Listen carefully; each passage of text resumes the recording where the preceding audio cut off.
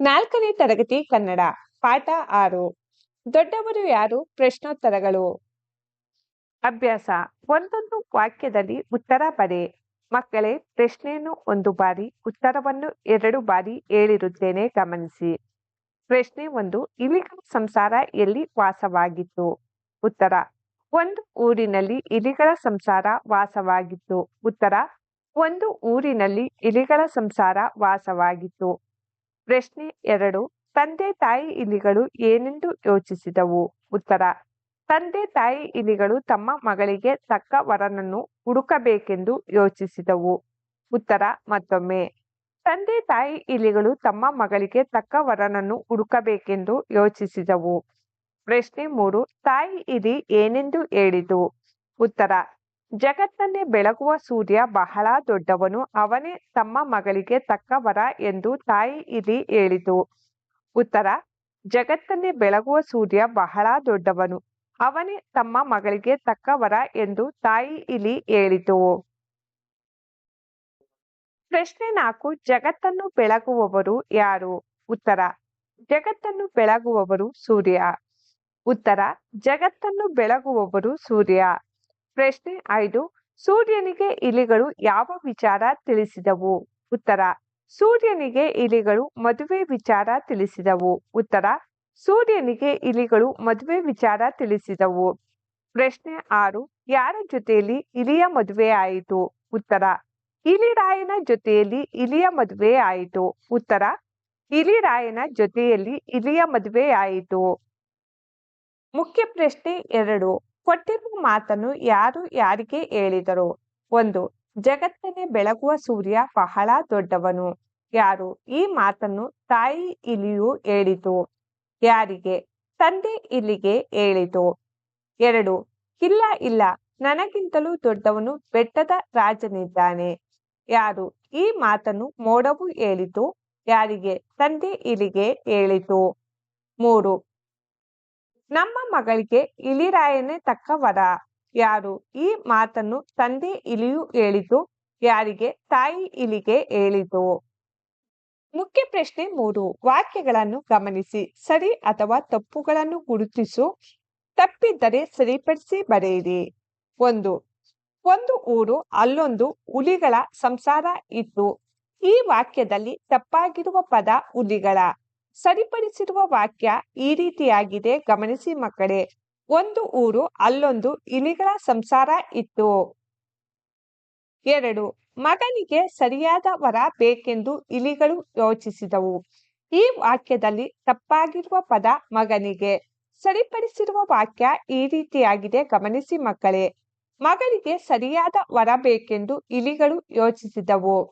3. ಬೆಟ್ಟದ ರಾಜನ ಬಳಿಗೆ ಇರುವೆಗಳು ಹೋದವು. ಈ ವಾಕ್ಯದಲ್ಲಿ ತಪ್ಪಾಗಿರುವ ಪದ ಇರುವೆಗಳ.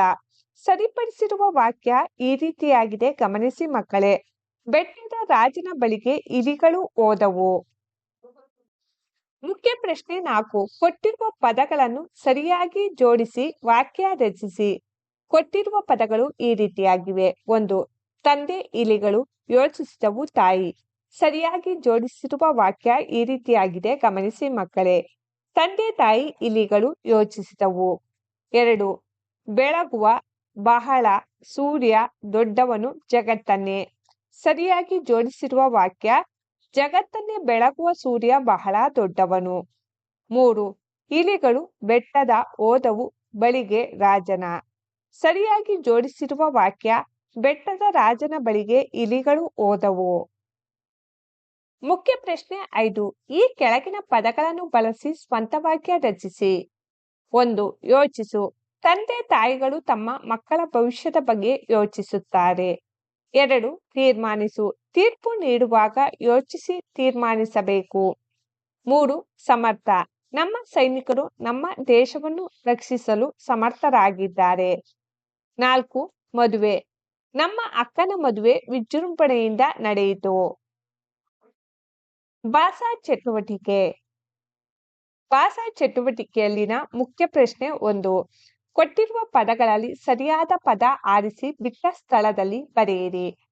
ಸರಿಯಾದ ಪದ ಆರಿಸಿ ಬಿಟ್ಟ ಸ್ಥಳದಲ್ಲಿ ಬರೆಯಲಾಗಿದೆ, ಗಮನಿಸಿ ಮಕ್ಕಳೇ. 1. ನವಿಲು ಡ್ಯಾಸ್ ಪಕ್ಷಿ ಸುಂದರವಾದ. ನವಿಲು ಸುಂದರವಾದ ಪಕ್ಷಿ. 2 ಪಲ್ಲವಿ ಬಹಳ ಡ್ಯಾಸ್ ವಿದ್ಯಾರ್ಥಿನಿ. ಉತ್ತರ ಬುದ್ಧಿವಂತ. ಪಲ್ಲವಿ ಬಹಳ ಬುದ್ಧಿವಂತ ವಿದ್ಯಾರ್ಥಿನಿ. 3 ಕೋಗಿಲೆ ಡ್ಯಾಸ್ ಆಡುತ್ತದೆ. ಉತ್ತರ ಇಂಪಾಗಿ. ಕೋಗಿಲೆ ಇಂಪಾಗಿ ಆಡುತ್ತದೆ. 4 ಮೋಹನ ಡ್ಯಾಸ್ ನೃತ್ಯ ಮಾಡುತ್ತಾನೆ. ಉತ್ತರ ಚೆನ್ನಾಗಿ. ಮೋಹನ ಚೆನ್ನಾಗಿ ನೃತ್ಯ ಮಾಡುತ್ತಾನೆ. ಮುಖ್ಯ ಪ್ರಶ್ನೆ 2 ಕೊಟ್ಟಿರುವ ಅಕ್ಷರಗಳನ್ನು ಬಳಸಿ ಪ್ರಾಣಿಗಳ ಹೆಸರು ಪಟ್ಟಿ ಮಾಡಿ. ಅಕ್ಷರಗಳನ್ನು ಬಳಸಿ ಪ್ರಾಣಿಗಳ ಹೆಸರುಗಳನ್ನು ಗುರುತಿಸಲಾಗಿದೆ, ಗಮನಿಸಿ ಮಕ್ಕಳೇ. ಹಸು, ಇಲಿ, ಹುಲಿ, ತೋಳ, ಕತ್ತೆ, ಕರಡಿ, ನರಿ, ಎಮ್ಮೆ. ಮತ್ತೊಮ್ಮೆ ಪ್ರಾಣಿಗಳ ಹೆಸರುಗಳನ್ನು ಪಟ್ಟಿ ಮಾಡಲಾಗಿದೆ, ಗಮನಿಸಿ ಮಕ್ಕಳೇ. ಮಾದರಿ ಹಸು, ಹಸು, ಕರಡಿ, ಎಮ್ಮೆ, ನರಿ, ಹುಲಿ, ತೋಳ, ಕತ್ತೆ, ಇಲಿ. ಭಾಷಾ ಚಟುವಟಿಕೆಯಲ್ಲಿನ ಮುಖ್ಯ ಪ್ರಶ್ನೆ 3 ಪ್ರಾಣಿ ಪಕ್ಷಿಗಳ ಕೂಗನ್ನು ಅನುಸರಿಸಿ ಸೂಕ್ತವಾದುದಕ್ಕೆ ಗೆರೆ ಎಳೆದು ಹೊಂದಿಸಿ. ಮಕ್ಕಳೇ, ಹೊಂದಿಸಿ ಬರೆಯಲಾಗಿದೆ, ಗಮನಿಸಿ.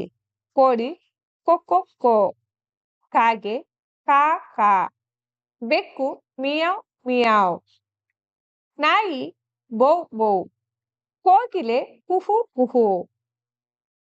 ಮುಖ್ಯ ಪ್ರಶ್ನೆ 4 ಕೊಟ್ಟಿರುವ ಪದಗಳಲ್ಲಿ ಸರಿಯಾದ ರೂಪವನ್ನು ಗುರುತಿಸಿ ಬರೆಯಲಾಗಿದೆ, ಗಮನಿಸಿ ಮಕ್ಕಳೇ.